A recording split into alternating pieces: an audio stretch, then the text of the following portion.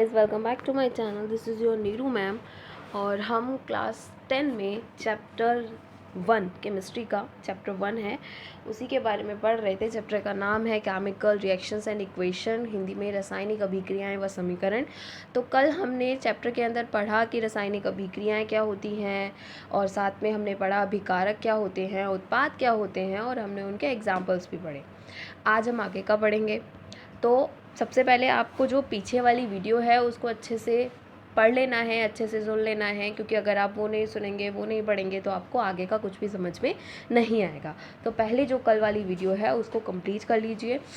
उसका लिंक मैं description box में दे दूँगी अगर हो सका तो। और वीडियो को लाइक कीजिए, चैनल को सब्सक्राइब कीजिए, शेयर कीजिए अपने फ्रेंड्स के साथ ताकि वो भी पढ़ सकें, आप भी पढ़ सकें, किसी को कोई प्रॉब्लम ना हो।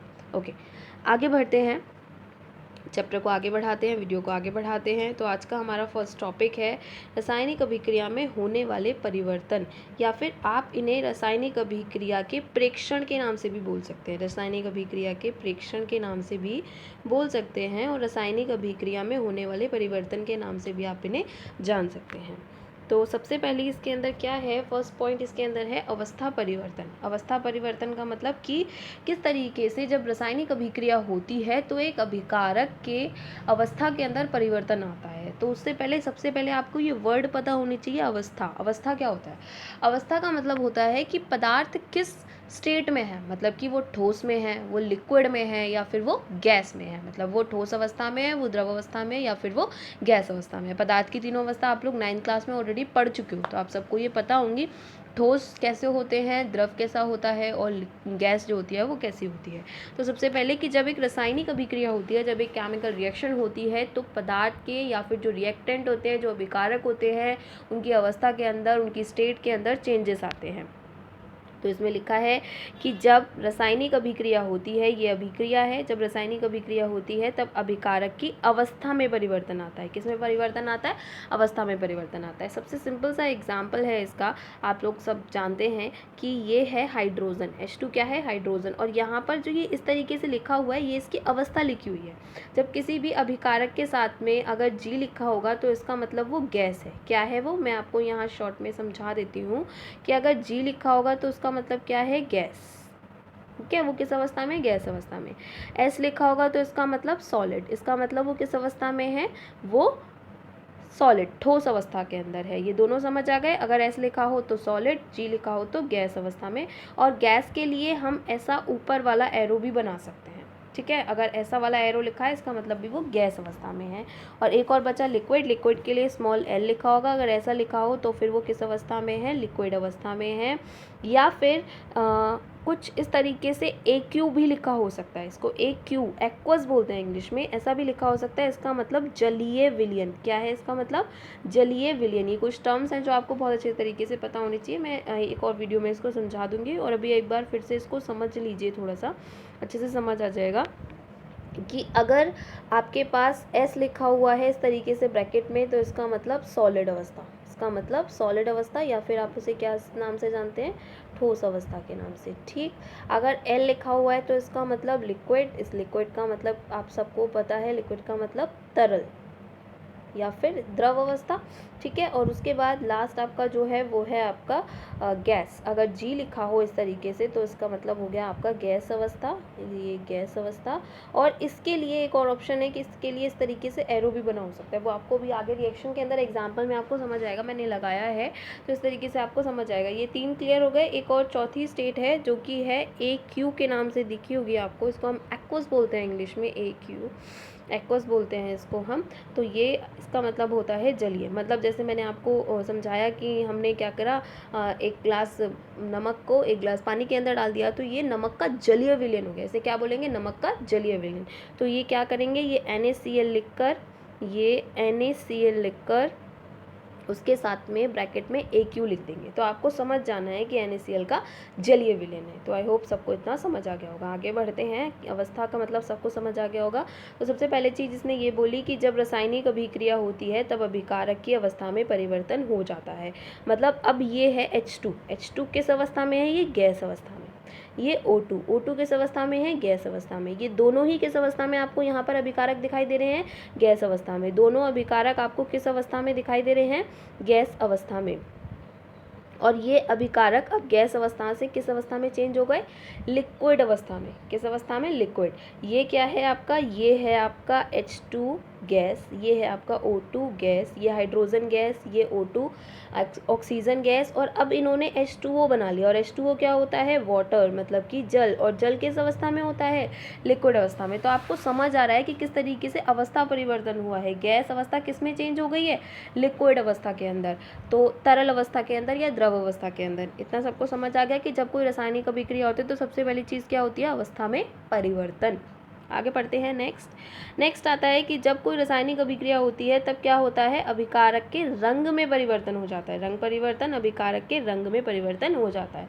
सबसे अच्छा एग्जाम्पल, सबने चांदी देखी है, चांदी वाइट कलर की होती है, लेकिन थोड़े टाइम बाद जब वो वायु से क्रिया करती है, वायु में खुली पड़ी रहती है, तब वो कैसे कलर की हो जाती है, काली कलर की हो जाती है। ठीक है, इसको आप चांदी पे जंग लगना है, चांदी का संक्षारण भी बोलते हैं, तो ये इसका एग्जाम्पल है।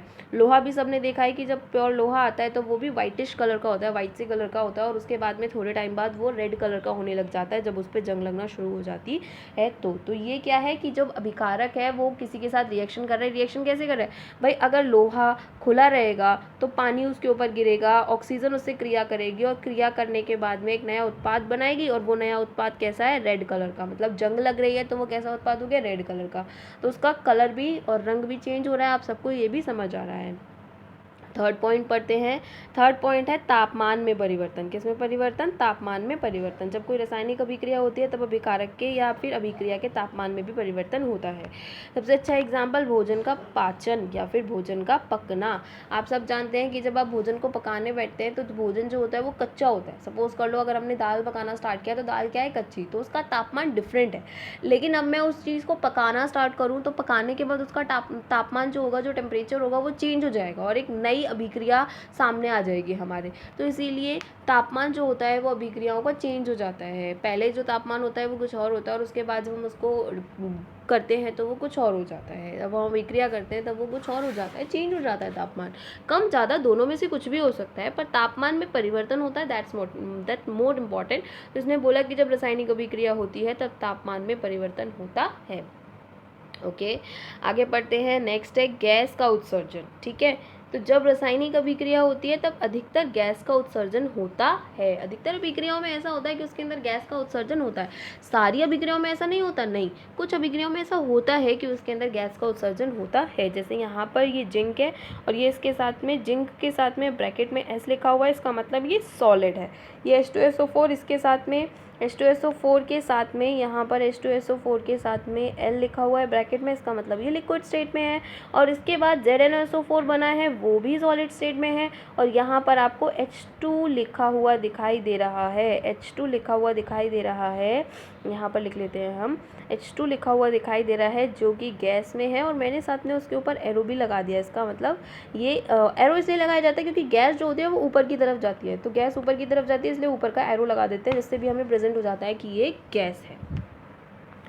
आई होप सबको इतना समझ आ गया होगा। तो ये 4 पॉइंट्स हैं रासायनिक अभिक्रिया में होने वाले परिवर्तन के, ये 4 पॉइंट्स हैं। पहला है आपका अवस्था परिवर्तन, दूसरा है आपका रंग परिवर्तन, उसके बाद तीसरा है आपका तापमान परिवर्तन, सॉरी फॉर दैट, तीसरा है आपका तापमान परिवर्तन, और चौथा है आपका गैस का उत्सर्जन। ठीक, तो अब आगे बढ़ते हैं। नेक्स्ट हेडिंग, आज की नेक्स्ट हेडिंग है केमिकल इक्वेशन या रासायनिक समीकरण।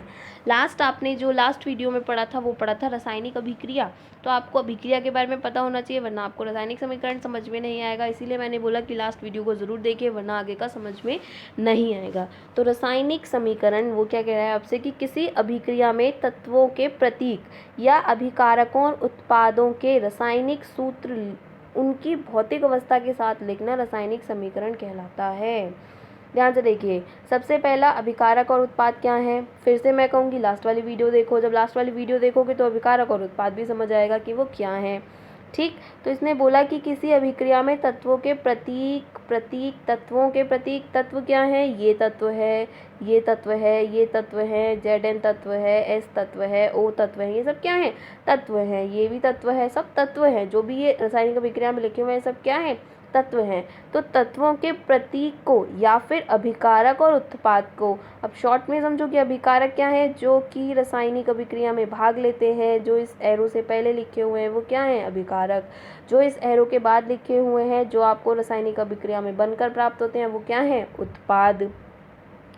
तो इसने बोला कि तत्वों के प्रतीक या अभिकारक और उत्पाद के रासायनिक सूत्र। अब ये क्या है, ये इनके रासायनिक सूत्र हैं। ये जिंक का रासायनिक सूत्र है, ये H2SO4 मतलब सल्फ्यूरिक अम्ल का रासायनिक सूत्र है, ये जिंक सल्फेट का रासायनिक सूत्र है, ये हाइड्रोजन का रासायनिक सूत्र है। तो रासायनिक सूत्र उनकी भौतिक अवस्था के साथ लिखना, किसके साथ, भौतिक अवस्था। मैंने भी आपको भौतिक अवस्था भी समझाई, कौन कौन सी, सॉलिड, लिक्विड, गैस, AQ, ये सब क्या है, इनकी भौतिक अवस्था है। तो भौतिक अवस्था के साथ लिखना वो क्या कहलाता है, रासायनिक समीकरण। बेसिकली किसी अभिक्रिया में अभिकारक और उत्पाद के रासायनिक सूत्र को उनकी भौतिक अवस्था के साथ लिखना क्या कहलाता है, रासायनिक समीकरण। एग्जाम्पल नीचे समझाया है मैंने। ये है आयरन, इसके साथ S लिखा हुआ है, इसकी भौतिक अवस्था लिखी हुई है, तत्व का प्रतीक लिखा हुआ है, तत्व है आयरन, आयरन का प्रतीक है Fe, तो Fe लिखा हुआ है यहाँ पर। ये यहाँ पर S लिखा हुआ है, मतलब कि ये सॉलिड स्टेट में है, ठोस अवस्था में है। ये यहाँ पर 4H2O लिखा है, H2O जल होता है, सॉरी फॉर दैट, नहीं H2O, अब आप कहेंगे कि H2O जल होता है और यहाँ पर G लिखा हुआ है। तो अगर पानी की भाप होगी, पानी की वाष्प होगी, तो उसे क्या लिखोगे, उसे तो गैस अवस्था में ही लिखोगे ना। तो ये आपको समझना है कि अगर H2O के साथ में G लिखा हुआ है, इसका मतलब उसकी भाप यूज़ की गई है, और अगर पानी के साथ में L लिखा हुआ है, इसका मतलब वो तरल अवस्था में यूज़ किया गया है। तो यहाँ पर उसकी भाप यूज़ की गई है कि जब ये आयरन के ऊपर पानी की भाप देते हैं, उसकी रिएक्शन कराते हैं, तो हमको Fe2O3, इसको हम आयरन ऑक्साइड बोलते हैं, आयरन ऑक्साइड हमको प्राप्त होता है और हमको हाइड्रोजन गैस अवस्था में प्राप्त होती है। इतना सबको समझ आ गया। ये एक रासायनिक समीकरण का एग्जाम्पल है। तो यहाँ पर आज का हमारा ये टॉपिक ख़त्म होता है। कल हम रासायनिक समीकरण को संतुलित करना पड़ेंगे, which is actually very important. Paper आता है क्वेश्चन में पूरा एक लंबा इस पर। तो आज के लिए हम वीडियो को इतना ही करते हैं, कल हम नेक्स्ट टॉपिक पढ़ेंगे। वीडियो को लाइक कीजिए, चैनल को सब्सक्राइब कीजिए, शेयर कीजिए, और जो भी आज की वीडियो का जो भी टॉपिक समझ में नहीं आया हो उसको कमेंट सेक्शन में लिखिए। मैं कल फिर से उस वीडियो अंदर आपको उस टॉपिक को फिर से क्लियर करा दूँगी। Okay, thanks.